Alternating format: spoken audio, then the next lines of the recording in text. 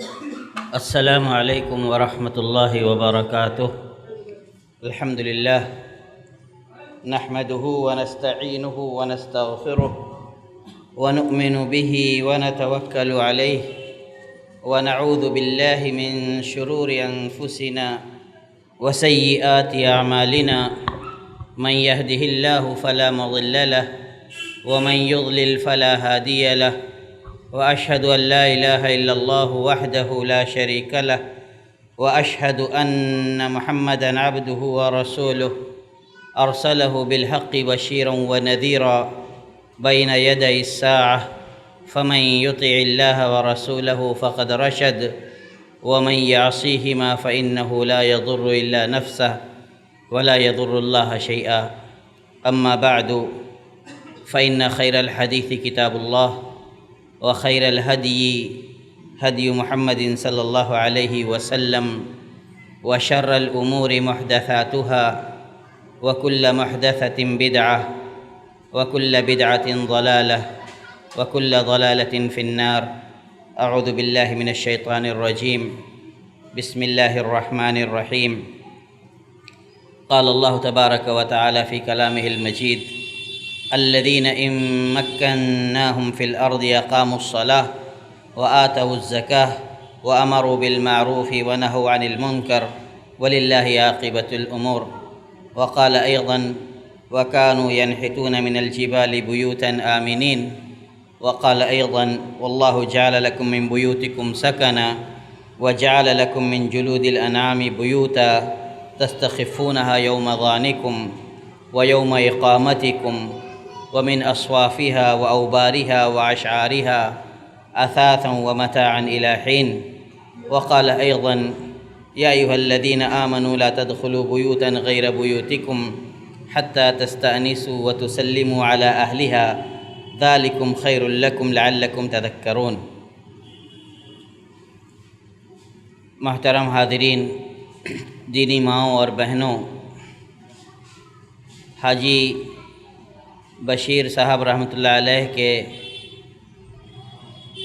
اس گھر میں آج بتاریخ 13 ستمبر سن 2025 کو اس گھر کی ترمیم اور تجدید کے بعد اس پروگرام کا انعقاد کیا گیا ہے، اور یہ بہت باسعادت موقع ہے کہ ہم اس موقع پر کچھ دین کی باتیں سنیں۔ میں نے چند آیت کریمہ خطبہ مسنونہ کے بعد آپ لوگوں کے سامنے تلاوت فرمائی۔ اللہ تبارک تعالیٰ ان آیات کے اندر اپنے نیک بندوں کی صفات بیان کرتا ہے کہ اگر ہم ان کو زمین میں قوت بخشیں تو وہ کیا کریں گے؟ جبر و تشدد، فساد اور بگاڑ، خونریزی نہیں، بلکہ اقاموا الصلاۃ، وہ نماز قائم کریں گے، وآتوا الزکاۃ، زکوٰۃ دیں گے، وامروا بالمعروف، بھلائی کا حکم دیں گے، ونہوا عن المنکر، برائی سے روکیں گے، اور معاملات کا انجام اللہ تبارک تعالیٰ کے ذمے ہے۔ اور اللہ تبارک تعالیٰ نے پچھلی امتوں کا تذکرہ کرتے ہوئے فرمایا کہ وہ لوگ بھی ایسے ویسے نہیں، اتنے طاقتور اور مضبوط تھے کہ پہاڑ تراش تراش کر اپنے لیے رہنے کے لیے پرامن اور مضبوط گھر بناتے تھے۔ اور اللہ تبارک تعالیٰ نے اس زمین کو اور اس کی تمام چیزوں کو جب بنی نوع انسان کے لیے مسخر کیا تو فرمایا واللہ جعل لکم من بیوتکم سکنا، اللہ نے تمہارے گھروں کو اطمینان کی جگہ بنائی، اور آپ کے لیے کچھ گھر جانوروں کے چمڑوں سے، کچھ ان کے اون سے، جس کو تم سفر کے وقت ہلکا پھلکا اٹھاتے ہو، اور تم اپنے اقامت کے وقت بھی ان کو استعمال کرتے ہو، اور کچھ جانوروں کے اون اور ان کے روؤں سے، ان کے بالوں سے تمہارے لیے گھر بنائے، جو کہ تمہارے ساز و سامان ہیں اور ایک وقت متعین کے لیے دنیاوی فائدے کی چیزیں ہیں۔ پھر آخری آیت میں نے استئذان کے تعلق سے پڑھی تھی کہ جس کا معاملہ بھی آج کل بہت سے گھروں میں بلکہ معاشرے میں ہی کچا ہے. لوگ جہاں چاہتے ہیں جب چاہتے ہیں بلا کسی کی اجازت کے اور بلا شرعی آداب کا خیال کیے چلے جاتے ہیں.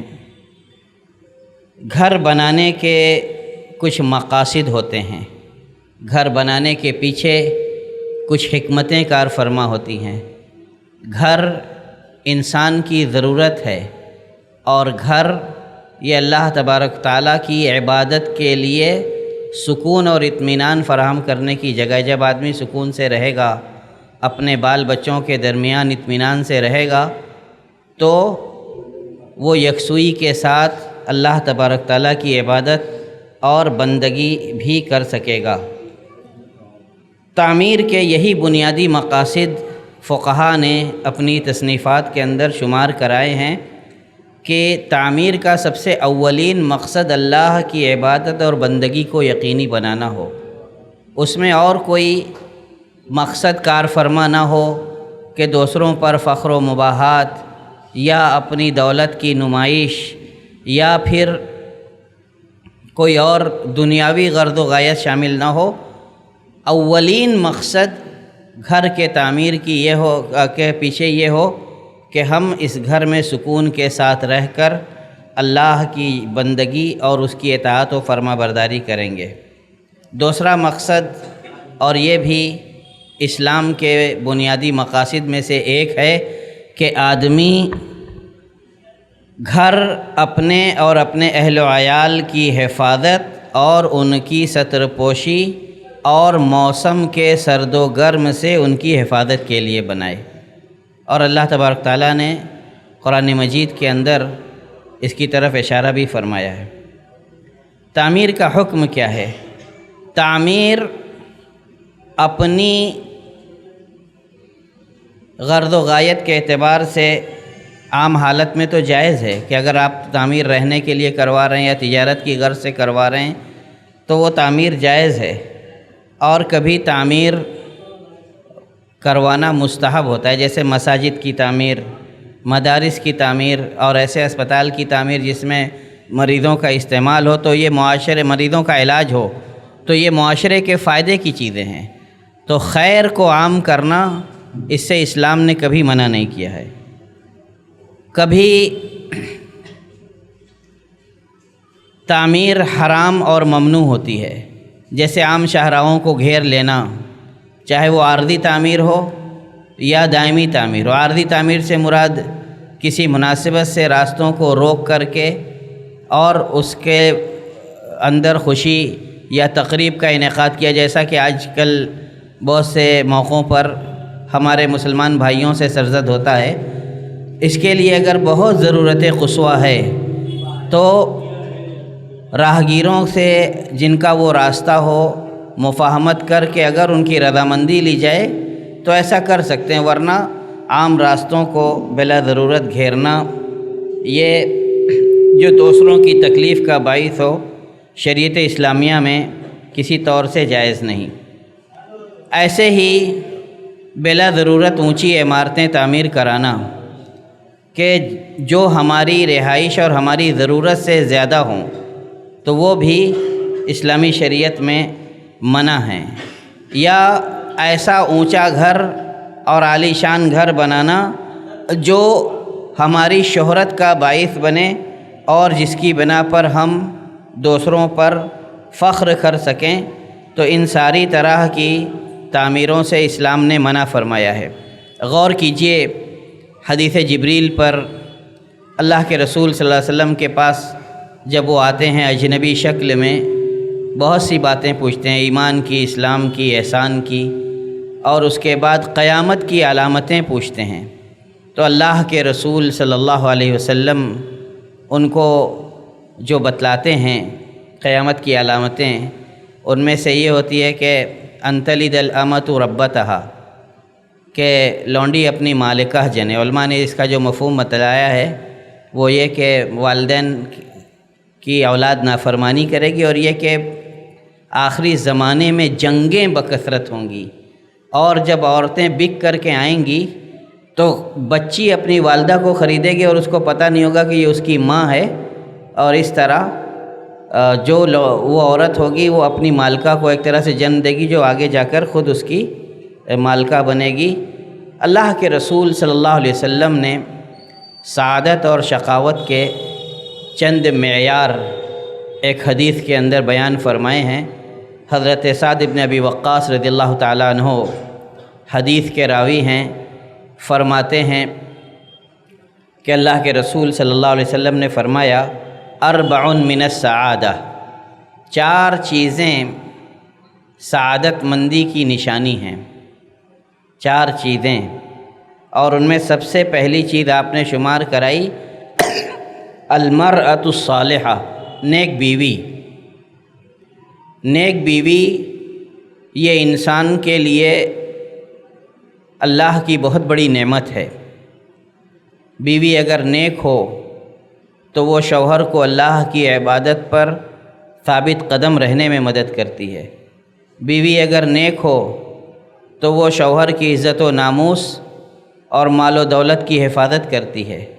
بیوی اگر نیک ہو تو وہ بچوں کی اچھی تربیت کرتی ہے۔ بیوی اگر نیک ہو تو وہ شوہر کے رشتہ داروں کے ساتھ احسان و سلوک کرتی ہے۔ بیوی اگر نیک ہو تو وہ گھر کو جوڑ کر اور سنبھال کر رکھتی ہے، اور گھر کے اندر اپنی وجہ سے کسی طرح کے اختلاف اور نزاع کے ماحول کو پیدا ہونے نہیں دیتی۔ تو نیک بیوی اللہ کے رسول صلی اللہ علیہ وسلم نے فرمایا تنکح المرء لاربعین، کہ عورت سے 4 چیزوں کے لیے شادی کی جاتی ہے، لمالہا ولحسبہا ولجمالہا ولدینہا، عورت کے مال کی وجہ سے، عورت کے حسب نسب اور خاندانی شرافت کی وجہ سے، عورت کی خوبصورتی کی وجہ سے، اور عورت کے دین کی وجہ سے۔ فاظفر بذات الدین، تو دیندار عورت سے شادی کر کے کامیاب ہو جاؤ، تربت یداک، تمہارا ہاتھ خاک آلود ہو، یعنی اسی کے ساتھ اس کو پا کر کے تم کامیاب ہو جاؤ۔ دوسری چیز اللہ کے رسول صلی اللہ علیہ وسلم نے اس حدیث کے اندر بیان فرمائی والمسکن الواسع، کشادہ گھر یہ انسان کی سعادت مندی کی نشانی ہے کہ اللہ تبارک تعالیٰ نے اس کے اوپر اپنا انعام کیا ہے اور اس کو کشادہ گھر سے نوازا ہے۔ آج معاشرے کی جو صورتحال ہے، ہم چھوٹے چھوٹے گھروں میں سمٹ کے رہ گئے، آنگنوں سے محروم ہو گئے، ہمارے پاس اتنی گنجائش نہیں کہ ہم گھروں میں آنگن رکھیں، تو چھوٹے چھوٹے تنگ گھروں میں رہنے کے لیے مجبور ہوئے۔ کشادہ گھر، کشادگی کا مطلب کیا ہے؟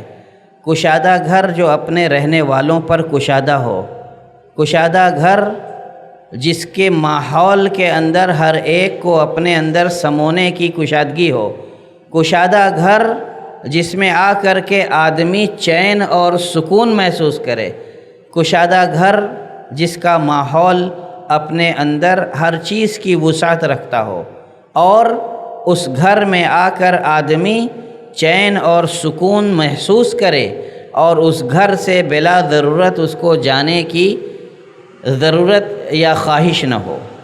کشادہ گھر جہاں آدمی اپنا وقت گزار کر کے محظوظ ہو اور خوشی محسوس کرے۔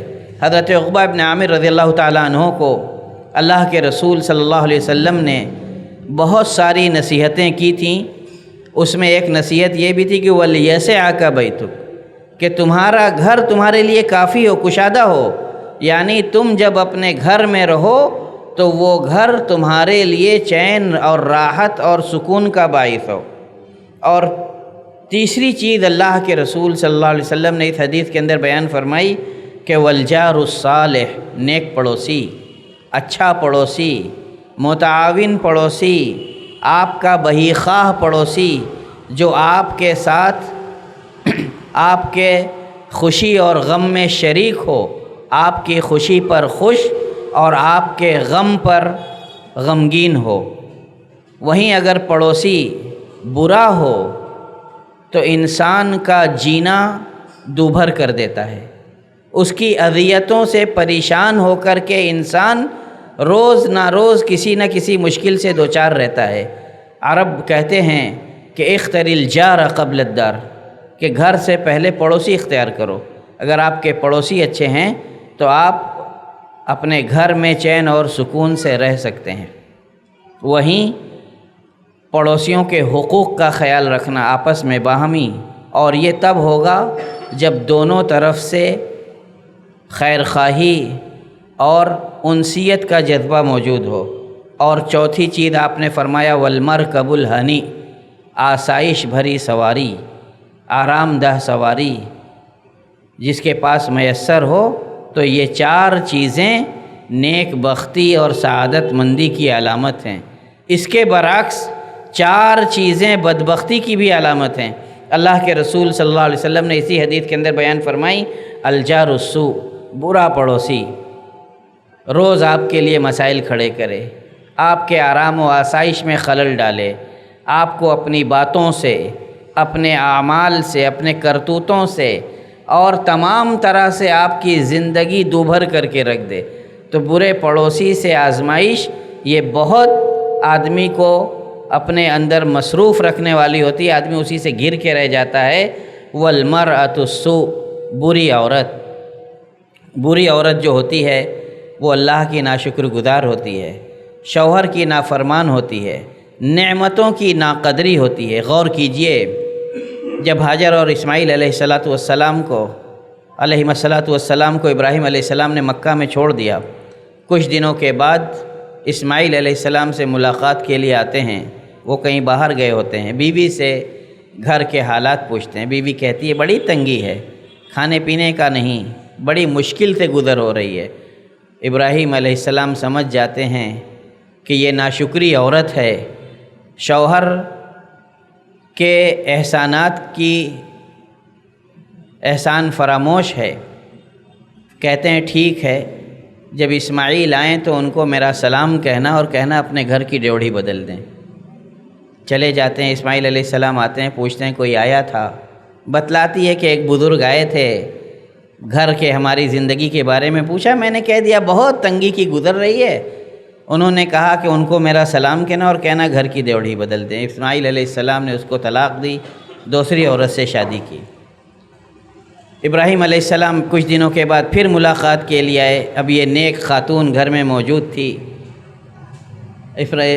اسماعیل علیہ السلام کسی غرض سے باہر گئے ہوئے تھے، انہوں نے پھر پوچھا کہاں گئے؟ کہا کہ کھانے پینے کا انتظام کرنے باہر گئے ہیں۔ تو کہا کیسی گزری؟ کہ الحمدللہ بہت اچھی گزر رہی ہے، بہت پرسکون ہے ہماری زندگی، کوئی پریشانی نہیں ہے۔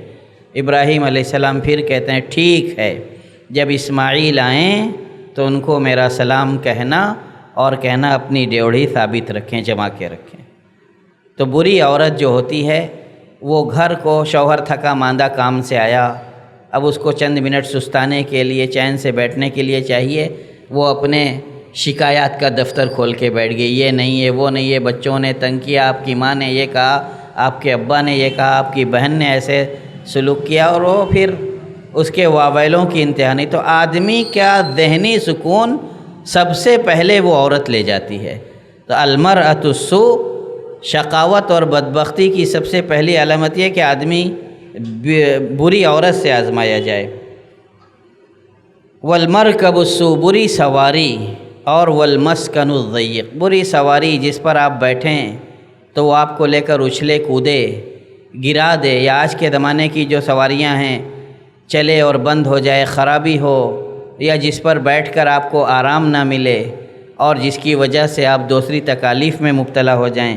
والمسکن الضیق، اللہ کے رسول صلی اللہ علیہ وسلم فرمایا کہ تنگ گھر یہ بھی بدبختی کی علامت ہے، کہ آپ کا گھر آپ کے اوپر تنگ ہو تو یہ بھی ایک طرح کی بدبختی ہے۔ تعمیر کے کچھ ضابطے ہیں، میں نے کچھ باتیں شروع میں بیان کیں اور کچھ چیزیں اور خیال رکھنی چاہیے۔ آج بہت سی چیزیں ایسی ہیں جن کے اندر شریعت کے ضوابط کی پابندی نہیں کی جاتی، اور ان چیزوں کے استعمال سے پہلے ان کے باکسوں پر یا ان کے جھلیوں پر، ان کے تھیلوں پر جو لکھا ہوتا ہے ان کو قاعدے سے پڑھ لیں۔ استعمال، جو تعمیر میں استعمال ہونے والے سامان ہوں وہ طاہر اور پاک ہوں، تاکہ ایسا نہ ہو کہ آپ کی تعمیر میں کسی نجس مادے کا استعمال ہو اور آپ ایک غیر شرعی کام کے انجانے میں مرتکب ہوں۔ ایک اور ضابطہ یہ ہے کہ گھر رہنے والوں کی پردہ پوشی کے لیے بنایا جائے اور نہ کہ فخر و مباحت کے لیے، جیسا کہ میں نے شروع میں کہا۔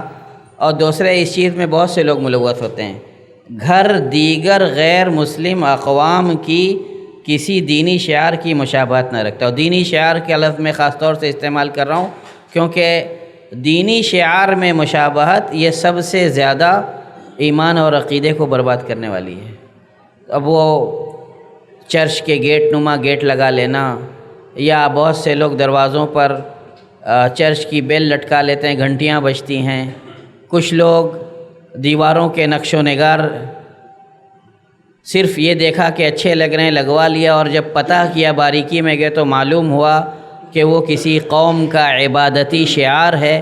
تو اس طرح کے نقش و نگار سے آدمی بنوانے سے پہلے 10 بار سوچے کہ کسی غیر قوم کی کسی دینی تقریب کا وہ شعار نہ ہو، تاکہ ہم ان کی مشابہت کے مرتکب ہوں اور اللہ کے رسول صلی اللہ علیہ وسلم کے فرمان کے موجب ٹھہریں کہ من تشبہ بقوم فہو منہم۔ گھر کی تعمیر کے اخراجات فضول خرچی کی حد کو نہ پہنچیں۔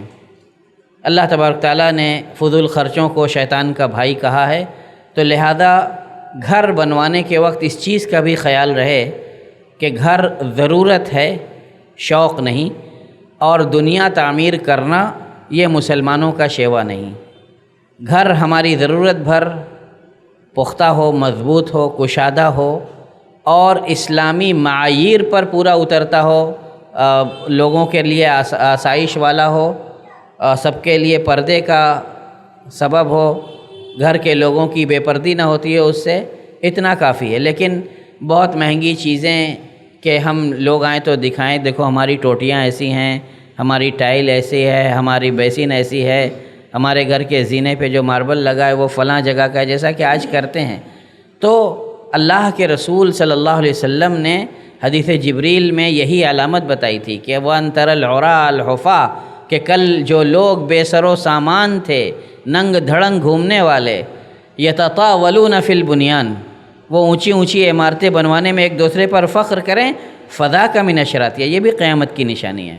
تو ہم دوسروں کی دیکھا دیکھی یا دوسروں کو نیچا دکھانے کے لیے گھر کی تعمیر کا مقصد ہمیشہ کبھی نہ رکھیں۔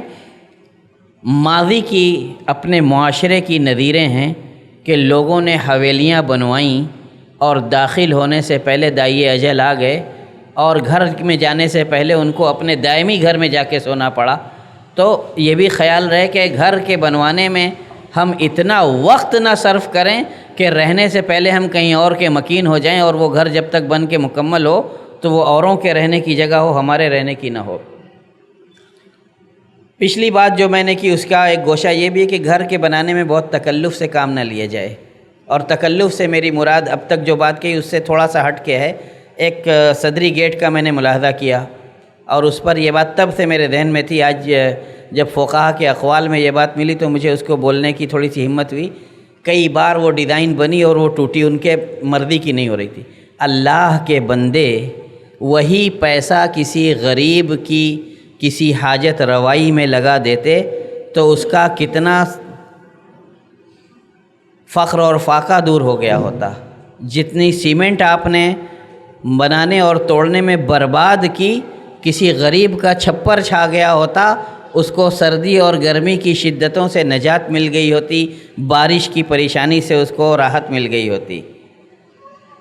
فخر اور مقابلہ آرائی کے لیے گھر کو بہت زیادہ زینت نہ دی جائے۔ گھر یا اس کے آس پاس کی جگہوں سے کسی کو ابھی یا کبھی کوئی نقصان نہ پہنچے۔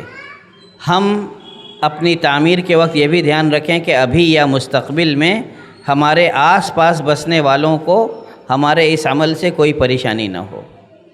بارجہ ایسا نہ لٹکائیں، چھجی ایسی نہ بنائیں، ایئر کنڈیشن لگانے کی جگہ ایسی نہ ہو جہاں اگر مستقبل میں ہمارے پڑوسی کی آج تعمیر پست ہے، کل وہ اونچا کرے تو اس کے لیے گرمی اور اے سی کی جو شدت ہوتی ہے اس کا سامنا کرنے کی نوبت آئے۔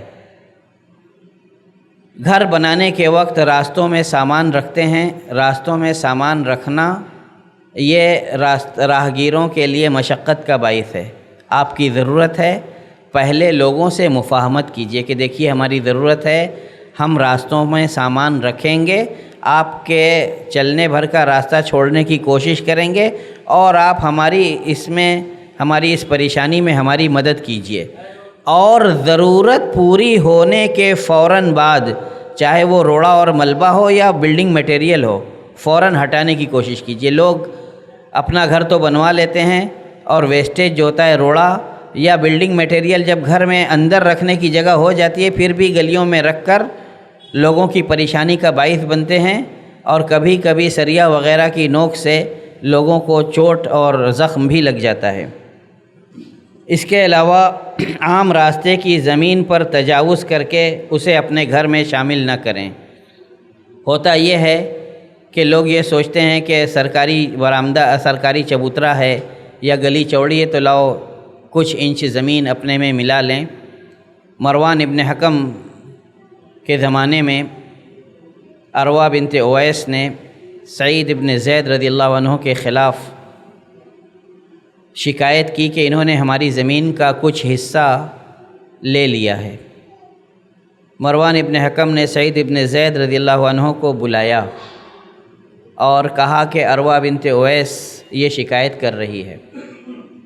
اس حدیث کی روایتوں میں آتا ہے کہ ان دونوں کا گھر وادی عقیق کے کنارے تھا، اور جب وادی عقیق بہتی تو سیلاب کا پانی ان کے زمینوں سے گزرتا تھا۔ تو عروہ نے پہلے بھی بہت بار ان کی زمینوں سے اختلاف کیا تھا، تو سعید ابن زید نے کافی زمینیں چھوڑی تھیں۔ حدیث میں آتا ہے کہ 600 گز زمین اس کے لیے چھوڑ دی تھی، اور سیلاب سے جب پانی گزرا تو یہ واضح ہو گیا کہ نشان سے کہیں اندر سعید ابن زید خود سمٹ گئے تاکہ عروہ کو شکایت نہ ہو۔ لیکن اس کے باوجود اس نے مروان کے دربار میں جب شکایت کی تو سعید ابن زید حاضر ہوئے اور انہوں نے آ کر کے کہا کہ آخذ من ارضها شیئا، میں اس کی کوئی زمین لوں گا بعد الذی سمعته من رسول اللہ صلی اللہ علیہ وسلم، اس کے بعد کہ جو کچھ میں نے اللہ کے رسول صلی اللہ علیہ وسلم سے سن رکھا ہے کہ من اختطف شبرا من الارض ظلما طوقہ اللہ 70 ارضین یوم القیامہ، کہ اگر کوئی ایک بالشت زمین بھی ظلماً غصب کر لیتا ہے تو قیامت کے دن اللہ تبارک و تعالیٰ اس کو 7 زمینوں کا طوق پہنائے گا۔ مروان ابن حکم یہ سنتا ہے، حضرت سعید ابن زید سے کہتا ہے لا اسألک بعد ھذا بینۃ، اس کے بعد میں آپ سے کوئی اور ثبوت نہیں مانگوں گا۔ اور اس کے بعد سعید ابن زید رضی اللہ تعالیٰ عنہ کو تکلیف ہوتی ہے اس کی عروہ کی شکایت سے۔ وہ کہتے ہیں اللہم ان کانت کاذبۃ، اے اللہ اگر عروہ اپنی بات میں جھوٹی ہے فاعمی بصرہا، تو اس کی آنکھوں کی بینائی سلب کر لے، وجعل قبرہا فی دارہا، اور اس کے گھر میں ہی اس کی قبر بنا دے۔ حدیث میں آتا ہے اسی حدیث کی روایتوں میں کہ اس کی بینائی سلب ہو گئی، حضرت سعید کی دعا سنی گئی، اس کی بینائی سلب ہو گئی، دیواریں ٹٹول کے اپنے اس گھر میں چلتی تھی، اور گھر میں بغیر منڈیر کا کنواں تھا جو کھیت وغیرہ میں ہوتا ہے عام طور سے، اسی کنویں میں گری اور وہی کنواں اس کی قبر ثابت ہوا، نکالی بھی نہیں جا سکی۔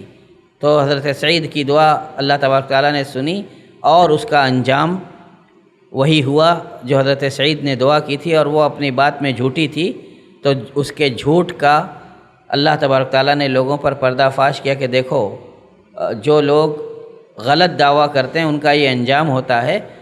یہ چند ضابطے تھے اور چند باتیں تھیں، چند آداب تھے گھر کی تعمیر اور گھر کی توسیع اور گھر کے بنانے کے سلسلے میں جو میں نے آپ لوگوں کے سامنے رکھی۔